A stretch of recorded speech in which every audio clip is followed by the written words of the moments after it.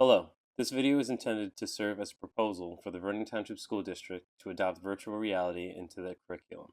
This video is going to cover a few different topics to better show why Vernon Township should implement virtual reality into their school system. Virtual reality was popularized in science fiction, but recently has been made more possible due to technological advancements using smartphone parts. This was kickstarted by Palmer Luckey and his founding of the company Oculus, which was later purchased by Facebook. More competing companies have entered the market, which I'll discuss further later, notably the HTC Vive. All headsets have similarities. They are a headset that is worn on the user's face, has two lenses that shows an image to them. Headphones and controllers can be added for increased immersion, and it tracks the user's head movements as they look around at a image rendered on the screen. Benefits for learners: the ability to see virtual places that are not possible in the traditional classroom. Think of virtual field trips, virtual time travel. Students can see places that would be unsafe for them to see. Think of a bottom of a volcano, inside a blood system, bottom of the ocean, places that are unsafe or do not exist otherwise. Think of a war zone for teaching social studies. Experiences are more memorable for students rather than reading or viewing a video. Advanced level users could create content to establish technological skills for future careers. Other technology can be linked to virtual reality or simulated. Students could model 3D objects. Other simulations, such as driver's education, could occur within a headset. Students could experience distractions, poor weather, and driving impairment, all while safely in the classroom. It can literally be applied to any class, any content area. Potential concerns: student safety, hygiene, room setup, cost, time for students to use the technology, teacher adoption rate, and content. Student safety is helped with the HTC Vive. They have a chaperone system using a camera system that tells the user when they are in the play space, when they are out of it. Teachers should also be concerned about other students getting in their way, how the room is configured to make sure that students are safe. Aftermarket parts such as the HTC VR cover make it so that you could use hygienic wipes to wipe off headset between use. Room setup. There are some things to consider. It will take up a good amount of space if you want to use it to all its advantages, and it is somewhat expensive that I'll cover in just a moment. Time for students to use it. Are they going to use it during regular class time? Are they going to use it during study hall? Is it going to be a lab that they go to? Consideration for the regular school day. And if teachers don't understand it, they don't want to use it, that's another big problem. And also, there is not a ton of content available yet. Content creators are constantly making new experiences, and there should be much more in the coming months and years. Price: Oculus Rift is $600, does not include controllers. HTC Vive is $800, does include controllers, and both of these require a computer that is about $800 or more to power it. Mobile VR, such as Google Cardboard and Gear VR, is much cheaper, but it does not allow the tracking capabilities that head-mounted computer-powered displays provide.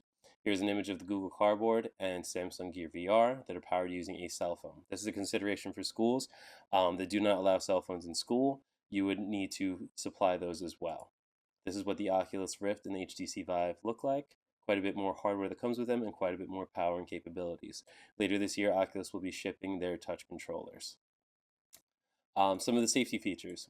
This is what the chaperone system looks like for the user, showing them where they are allowed to play. And this is the integrated camera that allows the user to see their play space and their environment while still inside an experience.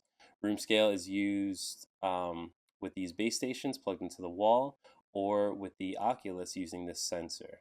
If you were to have a second sensor, keep in mind that you would have a USB cable connected to each computer needed for every headset.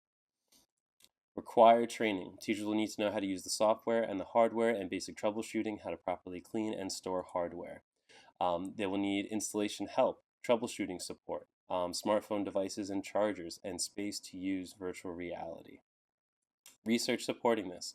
The problem is a lot of the research is based on expensive technology from the 1990s that didn't really have a lot of content, wasn't consumer ready, and was incredibly expensive. Knowing that, looking at some a bit more recent research. This is from Dr. Vervu from 2008. Likability is proportional to the sophistication of the VR environment of the game. Moreover, VR educational games are designed to reach a high degree of sophistication. They'll be quite competitive to commercial games of no educational content. This will provide the asset of having educational applications that can be equally attractive for the students in the school classroom and at home. In this way, the potential users will be more motivated to make better use of their school time and leisure time to benefit of educational goals.